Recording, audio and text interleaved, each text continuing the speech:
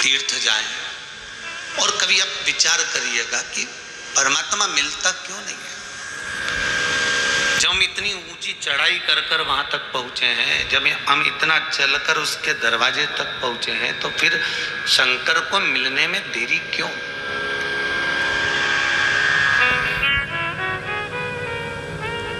वो किस लिए नहीं मिलता?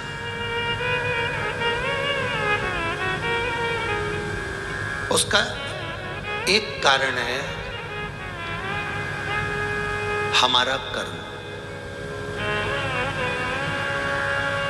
हम पूर्व में जो कर्म कर कर आए हैं, उस कर्म के अनुसार हमें परमात्मा का साक्षीकरण नहीं हो पाता, हमें उसका दर्शन, हमें उसको दीदार नहीं हो पाता, हम उसको देख नहीं पाते, हम उसका स्मरण नहीं कर पाते।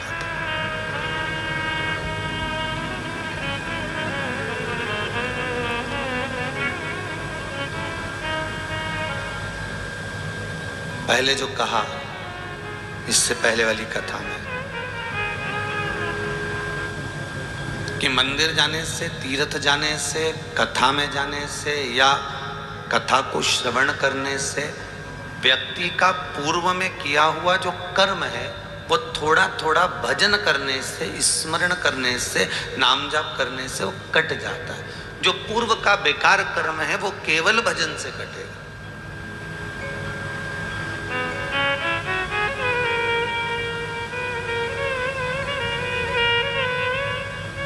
हम जितने कदम चलकर भगवान की भक्ति की ओर अग्रण्य होते हैं, हम जितने कदम चलकर परमात्मा के द्वार पहुंचते हैं, हम जितने कदम चलकर परमात्मा की शरणागति को प्राप्त करते हैं, उतने हमने पूर्व के कर्म जो करे हुए हैं, जिसमें हमने कुछ गलत करा होगा, जिसमें हमने झूठ बोला होगा, प्रपंच करा होगा, छल करा होगा, बेईमानी आदि करी होगी, वो सब धीरे धीरे कर कर वो कटते हैं।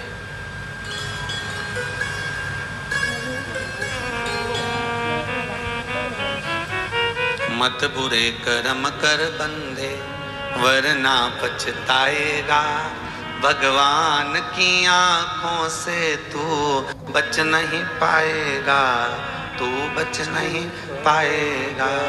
अरे ओ अज्ञानी मत कर नादानी। हम जितने भी कर्म कर रहे हैं उस कर्म को अगर हम परमात्मा को समर्पित कर कर करें तो हमें बाद में आकर फिर नहीं भोग। वो वाली कथा याद कर लीजिए जिसमें कहा था कि हॉस्पिटल में पड़ा हुआ व्यक्ति बहुत दिन तक अगर पड़ा रहता है, हॉस्पिटल में बहुत दिन तक पड़ा हुआ है, तो फिर वो डॉक्टर से कहता है साहब मेरी दुकान चलाने वाला कोई नहीं है, मेरा घर चलाने वाला कोई नहीं है, डॉक्टर साहब आप एक काम करिए कि ये सब दवाई वगैरह मुझे लिख दो, ये बॉटल भी मैं घर चढ़वा लूँगा, ये इंजेक्शन भी मैं घर लगवा लूँगा, मैं टेबलेट भी घर में ले लूँगा, जांच भी घर पर करवा लूँगा। अब तो अब मैं यहाँ हॉस्पिटल में नहीं रह सकता, अब मैं नहीं भोग सकता, अब मुझे आप थोड़ी सी दवाई लिख दो, आप पर्चा बना दो, मैं इसको लेकर चले जाता हूँ और अब मैं वहाँ पर घर पर सब ले लूँगा, घर भी देख लूँगा, दुकान भी चला लूँगा और घर को भी साथ।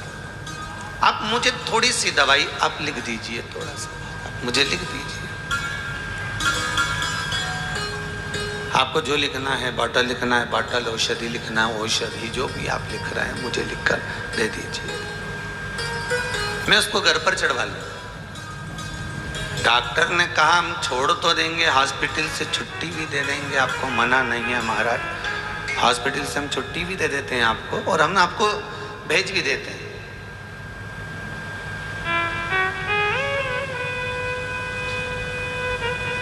मना नहीं है, पर इतनी बीमारी के बाद में आप एकदम जाकर दुकान मत बैठ जाना, नहीं बैठूंगा, आप तो दो। इतनी बीमारी के बाद एकदम बाजार मत घूमना हो, हाँ आप तो बस दवाई लिख दो, बोतल लिख दो, इंजेक्शन लिख दो, मैं ले लूँगा।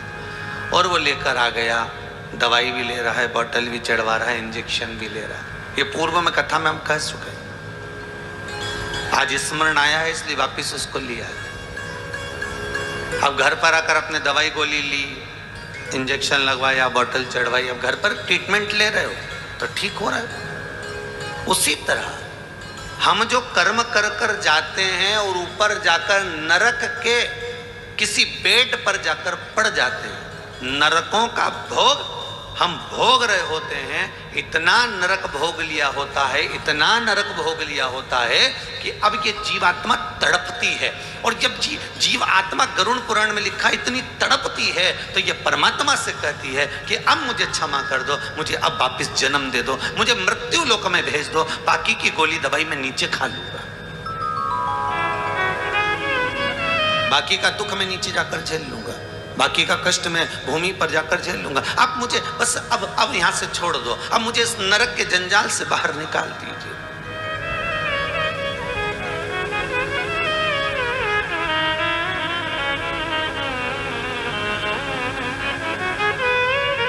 और इस नरक से मुझे जब आप बाहर निकाल देंगे, इस नरक से आप मुझे जब छोड़ देंगे, मैं मृत्यु लोक में जाकर जो थोड़ी बहुत ट्रीटमेंट है, थोड़ी बहुत दवाई, थोड़ी बहुत बोतल, थोड़े बहुत इंजेक्शन लेते रहूंगा। तो यहाँ मृत्यु लोक में कई लोग कहते हैं महाराज जी ये तो बताओ कि हमने पूर्व में कौन सा कर्म किया जो आज आकर हम भोगना है। ये भोग क्यों रहे? क्योंकि ऊपर नहीं भोग पाए पूरा तो नीचे आकर भोगना पड़ रहा है। वहां से हाथ पैर जोड़ के तुम छुट्टी करा के लिया है क्या? मैं अब हॉस्पिटल में नहीं रहना, हमारी तो छुट्टी करो, हम तो नीचे जाके बोतल चढ़वा लेंगे, हम तो नीचे जाके इंजेक्शन ले लेंगे, हम नीचे जाके ट्रीटमेंट सब करवा लेंगे। पर आप हमें छोड़ो। भगवान ने भी कह दिया जैसे हॉस्पिटल छुट्टी करा कर ले आते हो, ठीक नहीं हुए तो भी छुट्टी करा कर लिया, उस नरक से भी जीव त्राही त्राही करता है, बहुत रोता है, बिलखता है, चरणों में पड़ जाता है, विनती करता है कि मुझे इस जंजाल से मुक्त कर दो, और भगवान उसको मुक्त कर कर भेज भी देता है। तो भगवान कहता है दवाई तो लेना पड़ेगी ना, तो कि नीचे जाकर ले लूंगा। तो ये जो हमें दुख मिलता है, ये तकलीफ आती है, जो कष्ट मिल रहा है, जो बीमारियां आ रही हैं, जो तकलीफें आती हैं, ये हमारा पूर्व का कर्म का भोग हमको मृत्यु लोक में जाकर भोगना पड़ता है। कोई दूसरा नहीं भोगेगा। बार बार आपको कथा में कहा, आपकी कमाई का भोग पत्नी भी भोगेगी, आपकी कमाई का भोग आपके बच्चे भी भोगेंगे, आपकी कमाई का भोग आपकी बहू भी भोगेगी, आपकी कमाई का भोग आपके पोता पोती भी भोगेंगे, आपकी कमाई का भोग आपकी बेटी भी भोगेगी, आपकी कमाई का भोग आपका जमाई भी भोगेगा, आपकी कमाई का भोग आपके नाती पंती भी भोगेंगे, आपकी कमाई का भोग आपके भाई बंधु कुटुंब वाले भी भोगेंगे। पर कर्म का भोग तुझे अकेले ही भोगना है। जैसा कर्म करोगे उसके अनुसार तुम्हें भोगना है। झूठ तुमने बोला, छल तुमने करा, बेईमानी तुमने करी, प्रपंच तुमने करा, जो कुछ भी करा तुमने करा, तो भोगना भी तुम्हें अकेले को है। भोग सब भोगेंगे पर कर्म का भोग कोई नहीं भोगेगा। कर्म का तो अकेले भोगना है साहब, अकेले। कोई नहीं होगा, केवल शंभु और तुम, शंकर और तुम। कौन होगा? और वो बोलते जाएगा ये कर्म तुमने करा है, इसका भोगना पड़ेगा। पर कभी कभी कोई जीव ऐसा उत्पन्न हो जाता है जो कर्म के भोग के साथ में भी परमात्मा का भजन कराकर जीवन तार देता है, जीवन सार्थक। ये जो आनंद की अनुभूति है, ये यही सुख देती है, ये दूसरा कोई सुख नहीं। आज हम अगर भोग रहे हैं, थोड़ा सा कर्म अगर हमको मिला है, कोई राशि ठाट मिला है ना, तो भी समझ लेना भगवान की बड़ी कृपा हुई हो। कुछ खाने को अच्छी गुलाब जामुन, रसगुल्ला, इमारती जलेबी मिल रही है तो भगवान को धन्यवाद देते रहना हो कि ये भगवान बड़ी कृपा करी है तुमने। मनुष्य से तो जोरदार पक्षी होता है साहब, जितनी बार दाना चुगता है उतनी बार भगवान को नमन करता है, मुंडी झुकाएगा।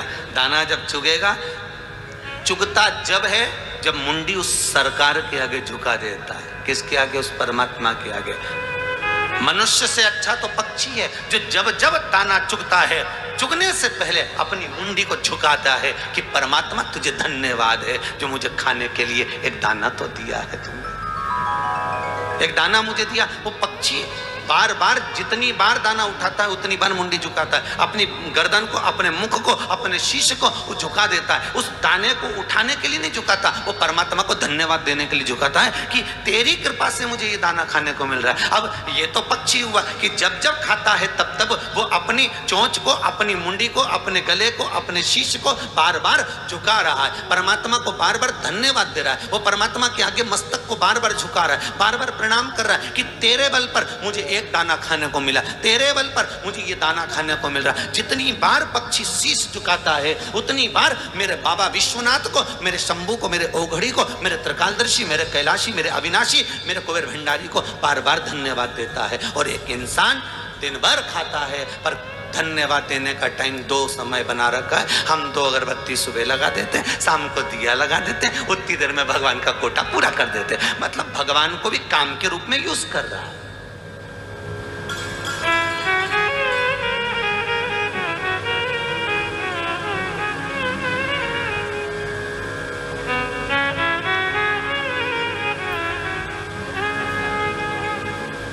महाराज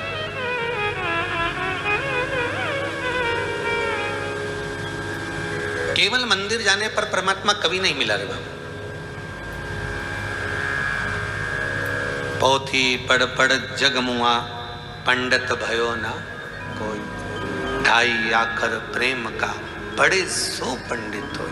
वो 2.5 अक्षर है कौन सा?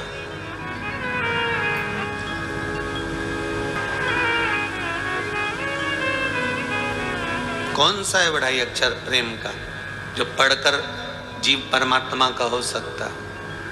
और वो 2.5 अक्षर कोई दूसरा नहीं, वो 2.5 अक्षर केवल आपके हृदय का मन चित्त वृत्ति को किसी भूखे के भोजन में, किसी प्यासे के पानी में, किसी पथिक के पवन में, राहगीर की सेवा में लगा देने पर ही परमात्मा प्रसन्न हो जाता है। कहते हैं आप मंदिर में जाकर अगरबत्ती नहीं लगा सकते, धूप बत्ती नहीं लगा सकते, दिया नहीं जला सकते, बेलपत्र नहीं चढ़ा सकते, पानी नहीं चढ़ा सकते, चंदन नहीं लगा सकते, पुष्प नहीं लगा सकते, पुष्प नहीं चढ़ा सकते, आप भगवान को जल नहीं चढ़ा सकते, भले मत चढ़ाओ। मेरा शंकर कभी आपसे कहने के लिए नहीं आएगा कि तूने ये नहीं करा।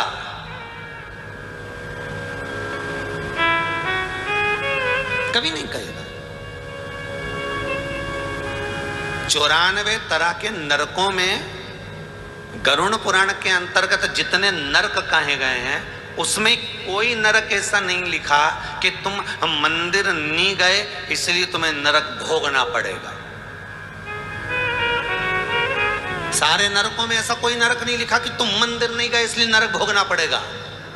पर नरकों में एक नरक ऐसा लिखा है कि तुम्हारे दरवाजे पर कोई भूखा आया और उसको तुमने भोजन नहीं कराया तो तुम्हें नरक भोगना पड़ेगा। तुम्हारे दरवाजे पर कोई प्यासा आया, तुमने पानी ना पिलाया तो नरक भोगना पड़ेगा।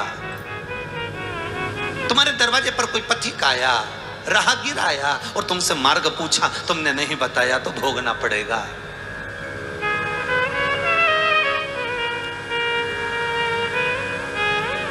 तुम्हारे दरवाजे पर गौ माता आई, एक रोटी ना दे पाए, दरवाजे पर रात भर कुत्ता भौंकता रहा, तुम्हारी चौकीदारी करता रहा क्योंकि उसको एक रोटी इस दरवाजे से मिलती थी और वो नहीं दे पाए तो नरक भोगना पड़ेगा।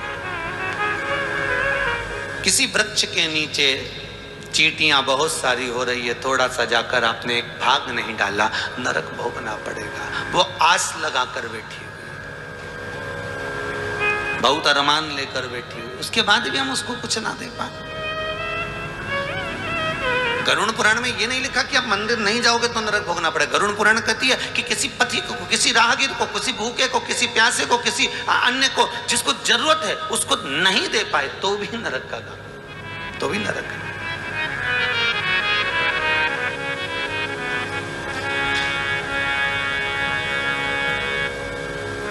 और वो कहते हैं ना, स्वयं खा लेना सुकृति है, छुड़ाकर खा लेना विकृति है, पर बांट कर खाना ये मेरी भारत देश की संस्कृति है। यही भारत भूमि की संस्कृति है। बड़ा भाई ताने पर ताना दे दे, गाली पर गाली दे दे, अपशब्द पर अपशब्द कह दे। छोटा भाई ताने पर ताना दे दे, अपशब्द पर अपशब्द कह दे, गाली पर गाली दे दे। देवरानी कितनी भी गाली दे, जेठानी कितनी भी गाली दे, ननंद कितनी भी गाली दे, सास कितनी भी गाली दे, अपशब्दों पर अपशब्द कह रही हो, वाणी पर वाणी कह रही हो, गाली पर गाली दे रही हो, पर फिर भी आपकी चेष्टा, आपकी एकाग्रता, आपकी चित्त वृत्ति, आपका मन। सास गाली दे रही है बहू को, वो दे, बहू अगर कुछ कह रही है उसकी मर्जी, वो कहे, मना नहीं, पर निवेदन इतना है, उसके कर्म, उसके कर्मों का भोग उसको भोगना ही है, भोगना ही पड़ेगा। कितना सुंदर लिखा है महाराज। एक संत से, एक गुरु से पूछा गया कि एक कुत्ते ने पूछा एक गुरु के पास जाकर, गुरुदेव मेरी वाणी को आप समझने का प्रयास करिएगा। गुरु बहुत जल्दी समझ जाता है, गुरु गुरु होता है, सतगुरु सतगुरु होता है। सतगुरु के सामने कहा भी नहीं जाता, वो अपनी दृष्टि से देखकर समझ जाता है। गुरुदेव मेरी वाणी को थोड़ा समझिएगा। गुरुजी बोले, बोल क्या बात है? मैं राह में बैठा हुआ था, एक व्यक्ति दौड़ कर आया, मुझ में लात मारकर चला गया, मेरी गलती क्या थी वो बताइए। कभी कभी आपके साथ में भी हुआ होगा, कुत्ता बीच में बैठा होगा या कुत्ते का बच्चा बीच में बैठा होगा और आप जाते जाते उसको लात मार दिए हैं, आप जाते जाते उसको कुछ कर दिए हैं और उसको डंडे से मार दिया, पत्थर मार दिया, लात मार दिया, मान लो आपने कुछ कर दिया उसके लिए, तो वो कुत्ता गुरु से पूछ रहा है मैंने गलती क्या करी है वो बता। तो कुत्ता कहता है कि मेरी गलती गिनाई जाए, तो गुरु कहते हैं गलती तेरी इस जन्म की नहीं है। हमको लगता है कि हम मनुष्य की देह धारण करें इसलिए हमको दुख ज्यादा भोगना पड़ रहा है।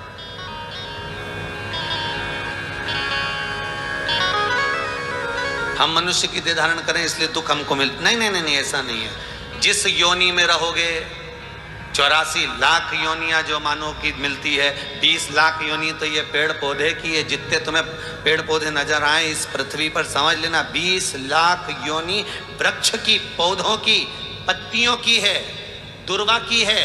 20 लाख योनि केवल इन वृक्ष जैसे खड़े ठूट जैसे पड़े रहना पड़ेगा। पानी भी गिर रहा है, गर्मी भी पड़ रही है, ठंड भी पड़ रही है, एक जैसे लोग पत्थर उठा उठाकर मार भी रहे। 20 लाख योनि में से ये जितने पौधे होते हैं, जितने वृक्ष होते हैं, ये हाथ जोड़ते हैं परमात्मा के कि हमको कांटे वाला पौधा बनाना। कौन सा पौधा बनाना? कांटे वाला।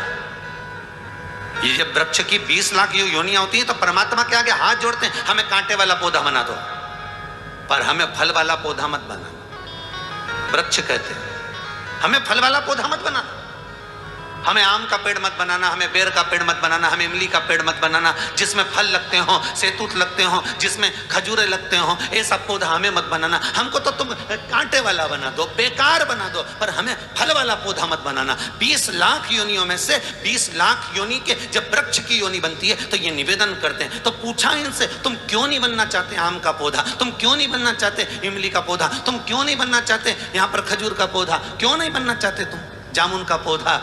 तो वृक्ष कहते हैं हम पल पोस कर बड़े होते हैं, बड़ी मुश्किल से तो खड़े रहते हैं, पानी में, गर्मी में, ठंड में खड़े हुए हैं, उसके बाद भी हर साल लोग आते हैं और पत्थर मार मार कर जाते हैं। ये सहन नहीं हो पाता है, ये सहन नहीं हो पाता।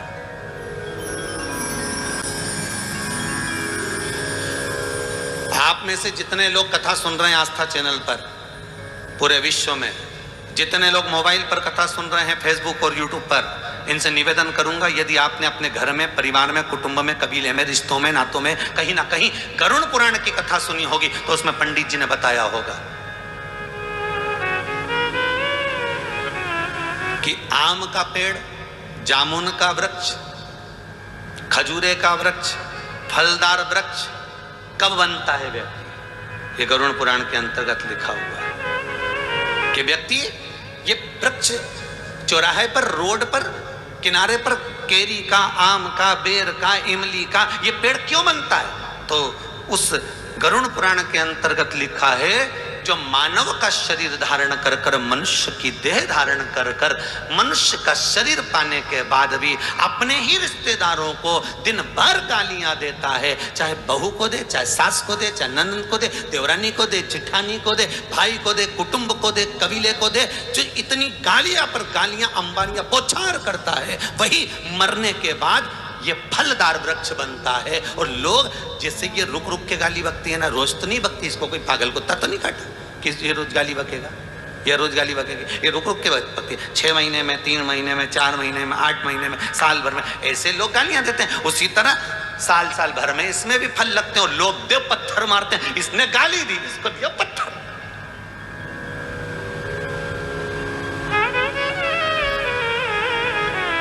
ना सास समझ पाती है कि मैं बहू को गाली ना दूं, ना बहू समझ पाती है कि मैं सास को ताने ना दूं।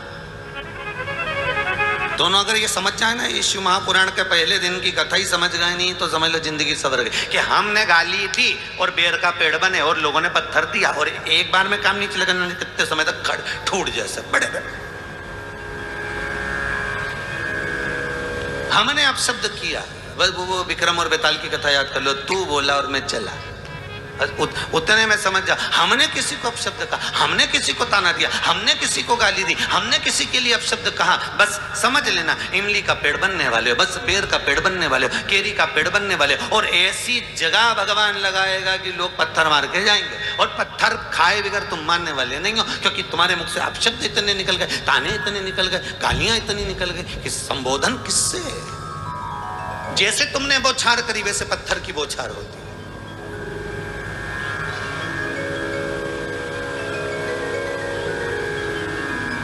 इसीलिए शास्त्र कहता है भजन में जो सुख है वो सुख किसी दूसरी चीज में नहीं, दूसरी चीज में।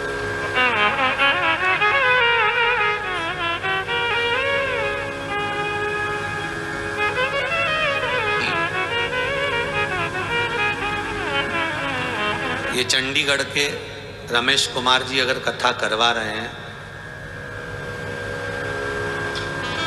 इन्होंने आशीष जी को लिखकर भेजा है, समीर जी को।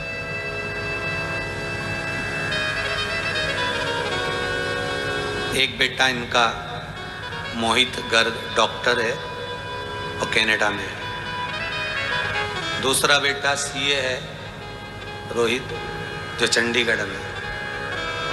पूरा परिवार खूब ठाकुर जी की कृपा से पढ़ा लिखा, अव्वल आगे बढ़ने वाला। तो हमने आशीष जी से पूछा कि ये बताओ कि फिर ये कथा किसके लिए करा रहे हैं, तो क्या अपने माता पिता क्यों करा रहे हैं? कथा 3 दिन को मिल कैसे गई? नहीं गुरुजी कथा पुरानी है पर बीच में गड़बड़ हो रही थी, कथा इनको नहीं मिल पा रही थी, तो इन्होंने फिर पशुपति नाथ का व्रत किया, केवल कथा को पाने के लिए, किसी दूसरी चीज के लिए नहीं। दुनिया के लोग पशुपति व्रत कर रहे होंगे कि बेटों के जॉब के लिए, नौकरी के लिए, सर्विस के लिए, धंधे के लिए, व्यापार के लिए, व्यवसाय के लिए, ये कार्य के लिए, वो कार्य के लिए। पर ये गर्ग जी, रमेश कुमार जी गर्ग चंडीगढ़ वाले, ये जो कथा केवल कथा मिल जाए उसके लिए पशुपति व्रत कर रहे हैं।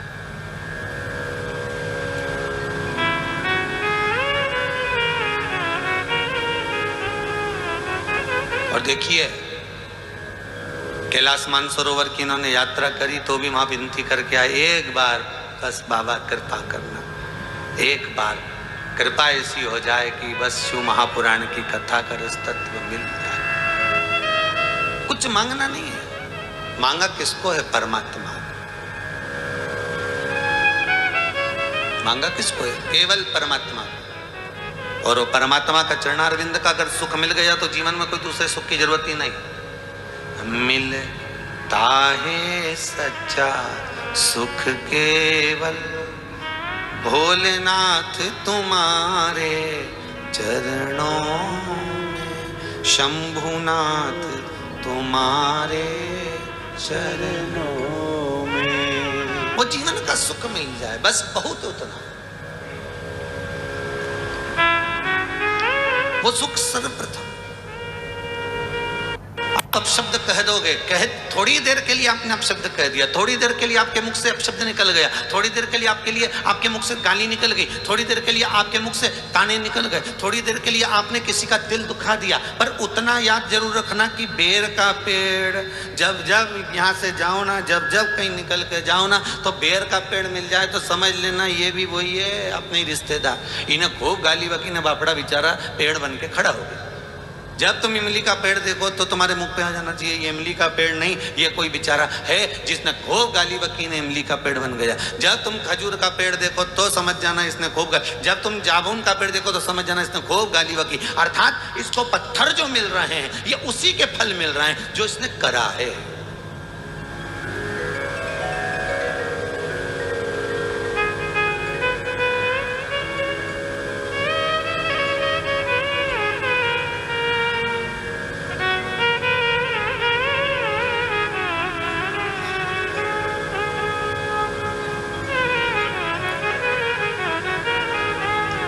आज सुबह हम स्कंद पुराण पढ़ रहे थे थोड़ी सी, तो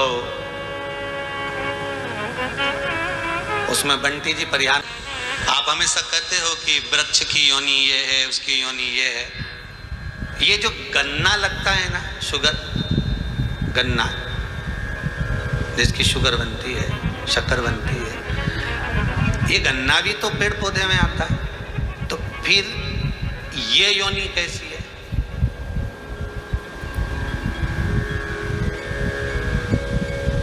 देखिए भैया, जितने लोग टीवी के सामने बैठो बड़ा ध्यान दीजिएगा कि गन्ने की भी तो योनि हुई ना। फिर ये योनि कैसी? आपने तुरबा की कही, आपने तुलसी की कही, आपने बड़ की कही, आपने पीपल की कही, सब कुछ का। तो ये जो गन्ना है जिसको लोग जूस निकाल कर पीते हैं, गन्ने का रस पीते हैं, इसकी योनि क्या? इसका भी वर्णन मिलेगा भविष्य पुराण में। स्मरण करिएगा थोड़ा सा, जहाँ नरकों का कथन लिखा है उसमें आपको मिल जाएगा। ये जो गन्ना है ये कोई साधारण नहीं है। ये कौन सी योनि है? तो कहा जो व्यक्ति किसी साधारण व्यक्ति को, साधारण व्यक्ति को, कई लोग होते हैं भैया हमको जरा 1000 रुपए की जरूरत है, दोगे क्या? अब दोस्त है, बहुत प्रेमी, बहुत स्नेही, जरा 50,000 दोगे क्या? हमको जरूरत है। जरा 15,000 दोगे क्या? हमको जरूरत है। बस मैं लौटा दूंगा।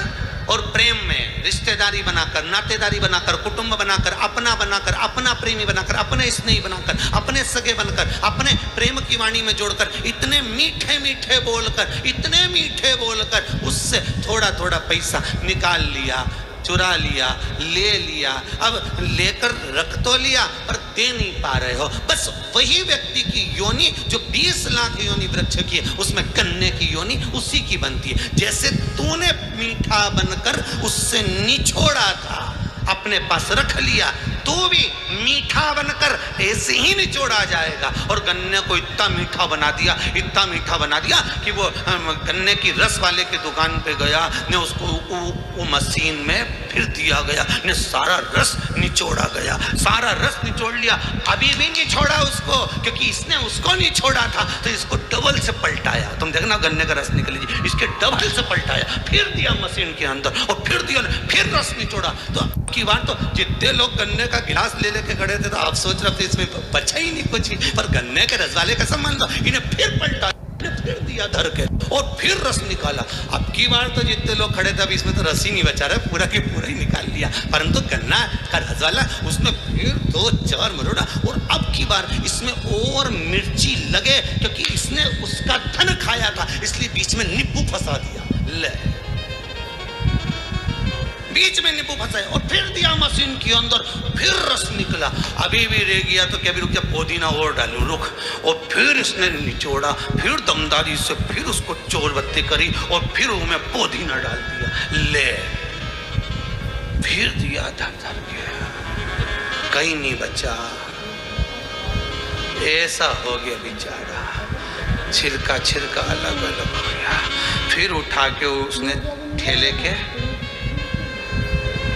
जितने सुन रहे हो आस्था में बोलो, तो फिर ठेले के नीचे डाल दिया, उसको डस्टबिन में पटक दिया, कचरे में डाल दिया। अब उनमें इतना रस नहीं बचा कि मक्खी भी कुछ खा सके, इतना ही नहीं बचा। फिर भी मक्खी ने सोचा थोड़ा बहुत पड़ा हो तो अपन ही निपटा लो।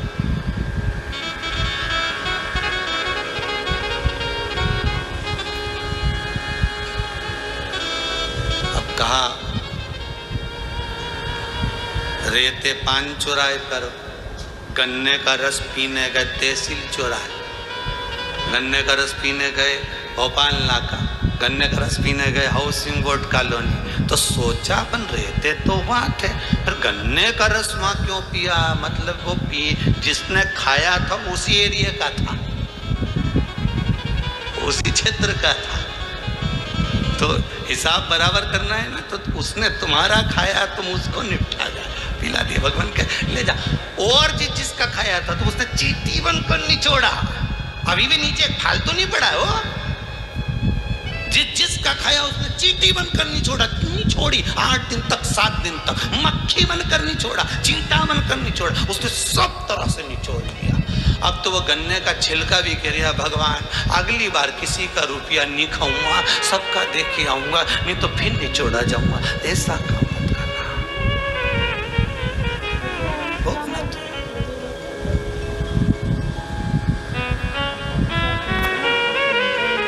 मान लो किसी का ले भी लिया है तो हाथ जोड़कर कहना, साहब शंकर से कहना, शंभो से कहना, मेरे ओ घड़ी मेरे विश्वनाथ मेरे शंभो से कहना, मरना मारना है, मेरे को मरना है, प्राण छूटना है, संसार में जो आया है वो मरेगा, पर निवेदन इतना सा है जब तक मैं किसी का चुका ना दूं तब तक उठाना मती नाथ, मेरे को गन्ना नहीं बनना है। भगवान से कहना मुझे ऐसा।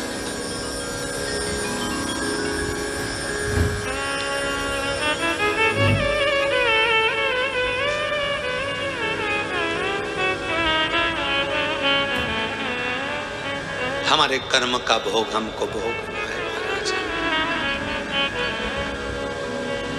कोई दूसरा नहीं भोगेगा, कोई दूसरा नहीं, पत्नी नहीं भोगेगी, बच्चे नहीं भोगेंगे, कोई नहीं भोगेगा, भोगना आपको है। ऐसा कर्म करते चलना जिंदगी में जिसमें सुख का अनुभव हो आपको।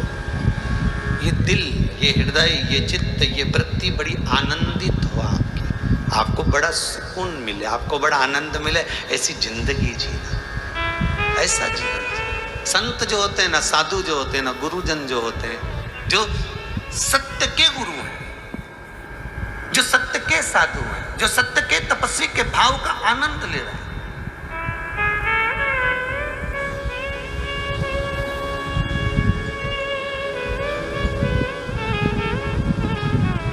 जो सतगुरु होता है वो होता ही अलमस्त, उसको किसी से मतलब नहीं होता साहब, वो अपनी।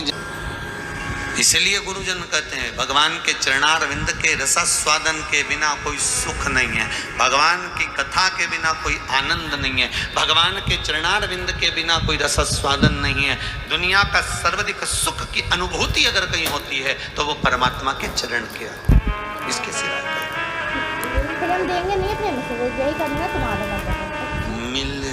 है सच्चा सुख केवल भोलेनाथ तुम्हारे चरणों में, शंभुनाथ तुम्हारे चरणों में, यह विनती है पल पल छिन छिन रहे ध्यान तुम्हारे चरणों में, रहे ध्यान तुम्हारे चरणों। चाहे कांटों पर मुझे चलना हो, चाहे छोड़ के देश निकलना हो, चाहे कांटों पर मुझे चलना हो, चाहे देश निकलना हो, चाहे कांटों पर मुझे चलना हो, चाहे छोड़ के देश निकलना हो, चाहे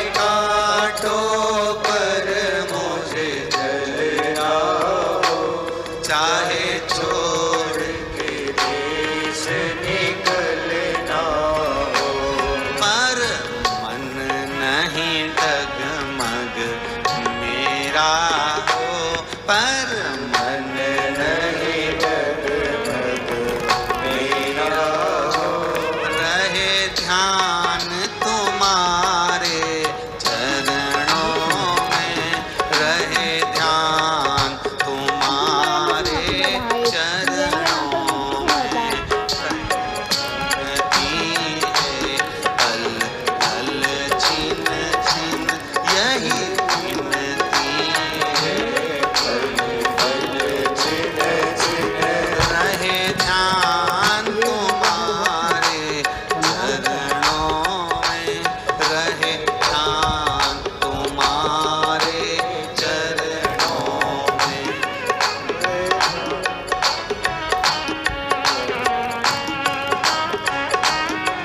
कहो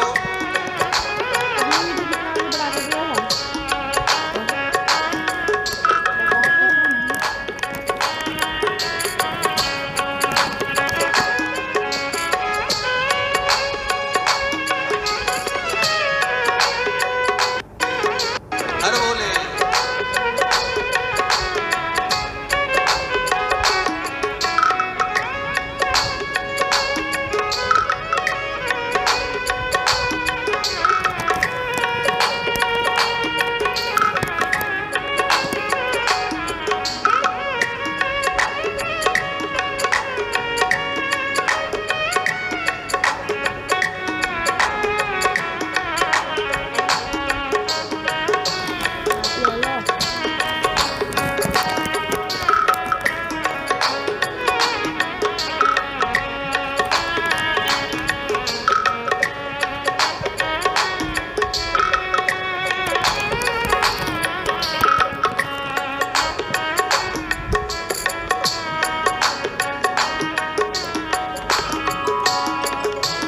चाहे चारों ओर अंधेरा हो, चाहे मौत ने मुझको घेरा हो।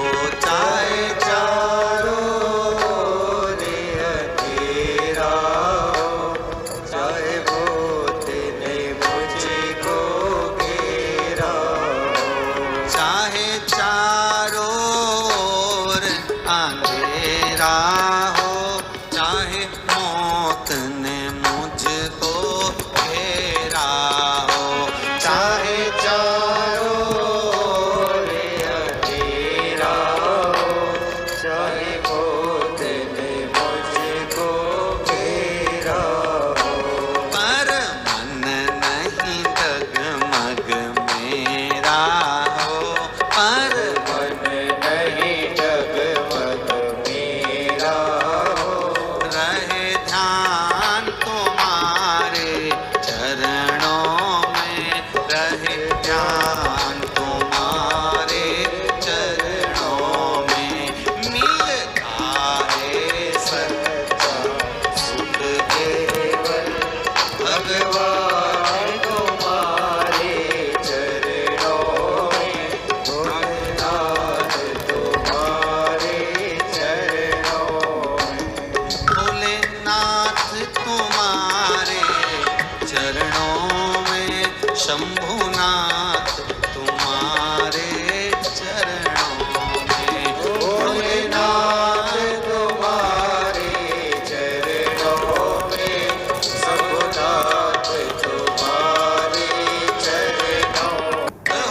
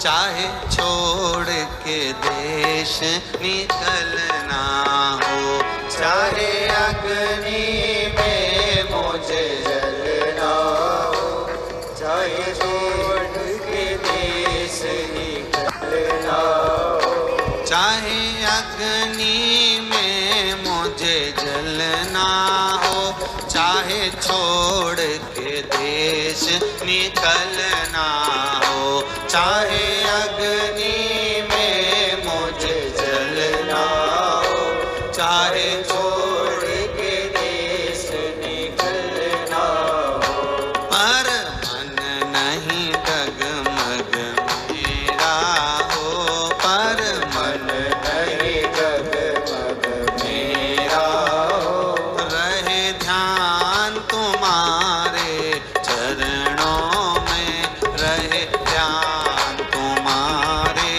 चरणों में, मिलता है सच्चा सुख निर्मल, भगवान तुम्हारे चरणों में, भोले तुम्हारे चरणों में, शंभुनाथ तुम्हारे चरणों में, शंभुनाथ तुम्हारे चरणों में, विश्वनाथ तुम्हारे चरणों में, विश्वनाथ तुम्हारे चरणों में, सोमनाथ तुम्हारे चरणों में, सोमनाथ तुम्हारे चरणों में, हर हर महादेव। भगवान के पावन चरणारविंद का सुख मिले, कर्म का भोग भोगना तो है, कैसे भी भोगना पड़ेगा, पर भोग।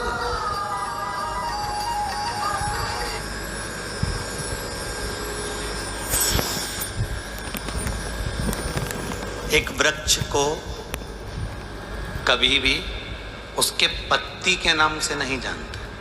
जानते हैं क्या? जानेंगे तो क्या कहेंगे साहब, ये फूल के नाम से, ये चंपा का फूल का पौधा है, ये मोगरे का पौधा है, ये चमेली का है, या नाम से जानेंगे उसके फल से, ये संतरे का है, नींबू का है, आंवले का है। किसके नाम से जाना? उसके फल के नाम। या तो जाना फल के नाम से, या जाना उसके फूल के नाम से। फल हो, फूल हो, उसके नाम से उसको पहचान जाते। किसी पौधे को पत्ती के नाम से नहीं पहचानते कि ये इसकी पत्ती है, इस फल और फूल के नाम से। उसी तरह संसार में आप कैसा भी कर्म कर, जैसा भी आप बोल रहे हो, चाल रहे हो, व्यवहार रख रहे हो, उससे कोई फर्क नहीं पड़ता। संसार में यदि आपको लोग जानेंगे तो आपके कर्म से जानेंगे। पहले कथा में कहा था, व्यक्ति बनना सरल है पर व्यक्तित्ववान बनना कठिन है।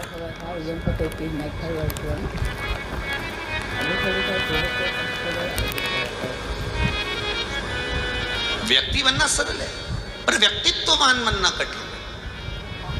एक ही नाम के ना जाने कितने लोग होंगे साहब। भेरू भेरू भेरू भेरू निकालो सारी संसार में, ढेर भेरू। राम किशन ढेर राम किशन, जगदीश जगदीश ढेर जगदीश, मनीष मनीष ढेर मनीष, प्रदीप प्रदीप ढेर प्रदीप, अनिल अनिल ढेर अनिल, दीपक दीपक ढेर दीपक, अशोक अशोक, आकाश आकाश, अभिषेक अभिषेक ढेर, रवीन रवीन ढेर रवीन, दीनानाथ दीनानाथ ढेर दीनानाथ ढेर पड़े।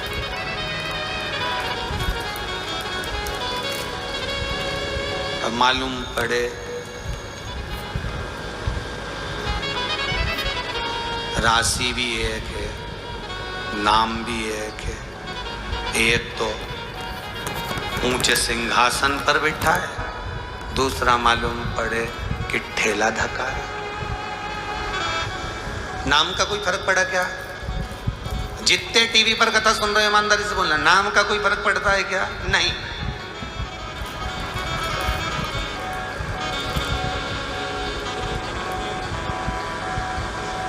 फिर वो वाली कथा आ गई। एक पत्नी के पति का नाम था ठनठन पाल।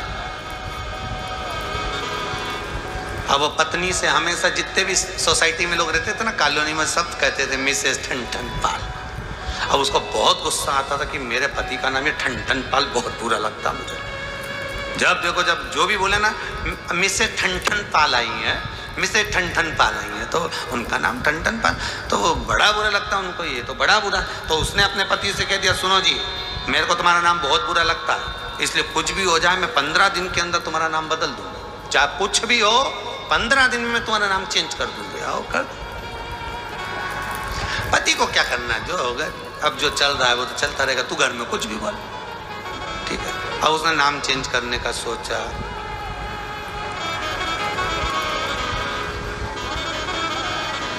आगे गई, एक बार मार्केट घूमने की कोई अच्छा नाम ढूंढ के आऊं। जाते जाते उसने एक बुढ़िया को देखा, झाड़ू लगा रही थी,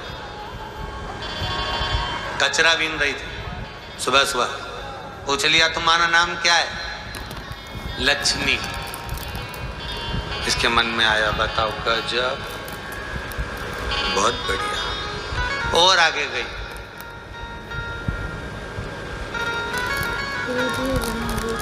और आगे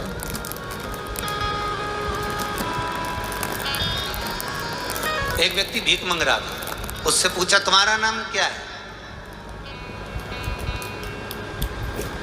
कुबेर सिंह। अच्छा, मन में आया गजब।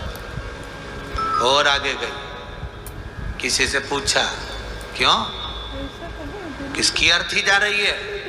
कौन मर गया? अमर सिंह मर गया।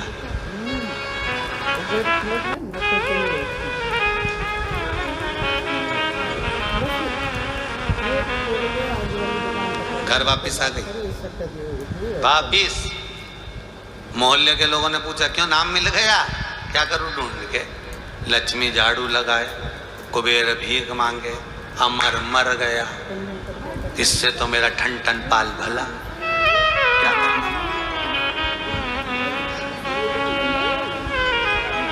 नाम बदलने से कुछ नहीं होगा, कुछ भी नहीं होगा।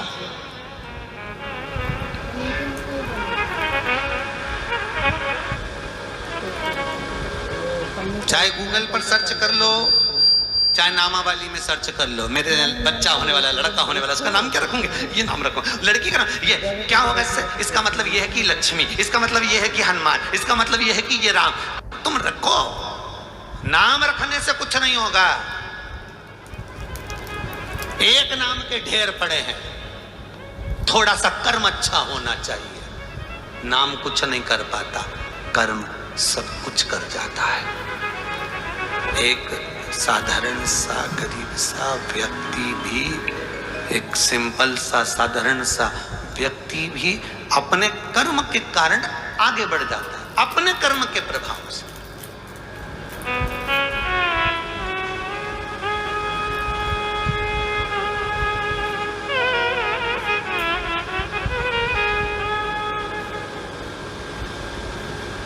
कई कई लोग कहते हैं, महाराज ये हमारे यहाँ का बच्चा बहुत जिद्दी है, बहुत जिद्दी, इतना उपद्रव करता है, इतना, हम तो नाम रखकर परेशान हो गए इसका, ये नाम रख दिया जब से परेशान हो गया। क्या नाम रख के परेशान हो गए?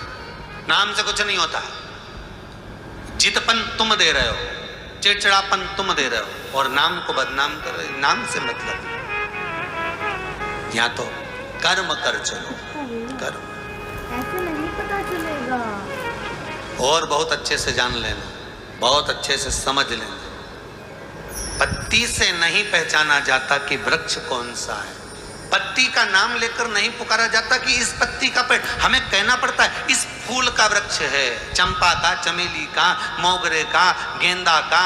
हम उसके फूल से उसको पहचान कर करें, ये गेंदे का है, ये चमेली का है, ये बिजली का है। या हम फल से करें, ये केरी का है, ये बेर का है, ये आंवले का है, ये नींबू का है, ये संतरे का है, ये आंवले का है, ये उसके फल से पहचाने, पत्ती से नहीं। उसी तरह तुम्हारे जीवन में कितने ही उतार चढ़ाव आ जाए, तुम्हें उससे कोई नहीं पहचानेगा। पहचानेगा तुम्हारे कर्म से।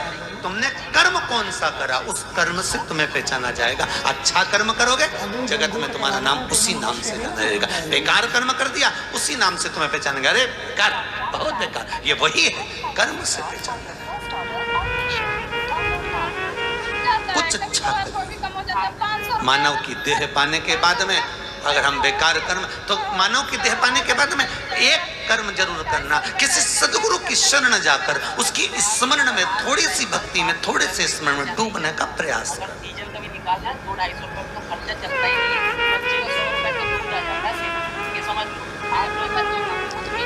जब कथा विराम हुई इससे पहले वाली ऑस्ट्रेलिया वालों की, उसमें हमने कहा था कि इसके बाद वाली जो कथा है गुरु पूर्णिमा के नजदीक में है, इसलिए इस कथा में गुरु चरित्रों का वर्णन करेंगे। तो एक व्यक्ति ने लिखकर भेजा व्हाट्सएप पर कि महाराज जी, गुरु का होना क्यों जरूरी है, कारण क्या? तो सीधी सीधी बात है, बादाम का छिलका ऐसे निकल ही नहीं सकता। निकाल के बता दो। बादाम के अंदर की गिरी को चोट नहीं लगना चाहिए और छिलका निकल जाना चाहिए। घिसना भी नहीं है, परेशान भी नहीं करना, छीलना भी नहीं है और छिलका निकल जाना चाहिए। तो क्या करोगे? उस बादाम को थोड़ी देर पानी में डुबक दो। क्या करना है? उस बादाम को पानी में पटक दो। बादाम जितनी देर पानी में, थोड़ी देर भी अगर पड़ गई, बादाम थोड़ी देर भी पानी में पड़ी रही, धीरे धीरे उसको हाथ में लोगे और मलोगे, छिलका निकल जाएगा। अब ना अंदर गिरी का कुछ बिगड़ा, ना किसी चीज का बिगड़ा, ना उसमें चोट लगी, ना कुछ खरोच आई, बस छिलका निकल गया। उसी तरह जैसे बादाम को पानी में पटोक कर रखा है, पानी में डालकर रखा है, तो छिलका तुरंत निकल जाता है। उसी तरह मनुष्य देह में आए हो,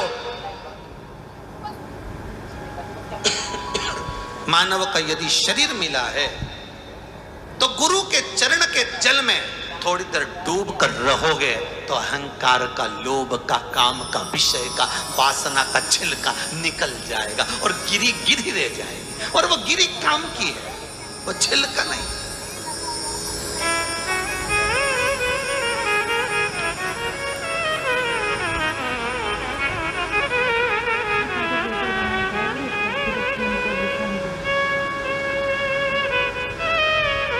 वो गिरी ही काम की। गुरु चरणारविंद के जल में जब तक डूबे रहोगे तो छिलका निकलने में देरी नहीं लगेगी। अहंकार, काम, लोभ, विषय, वासना, आसक्ति, तृष्णा निकलने में देरी नहीं लगेगी। गिरी भाग रहेगा तो सुख का अनुभव होगा, आनंद।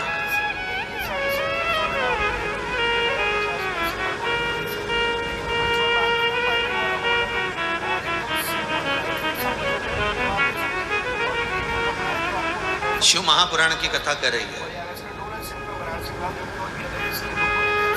देवराज नाम का ब्राह्मण है, ब्राह्मण कर्म से वंचित है। ब्राह्मण कर्म से क्यों वंचित है? क्योंकि किसी सदगुरु की शरण नहीं जा पाया।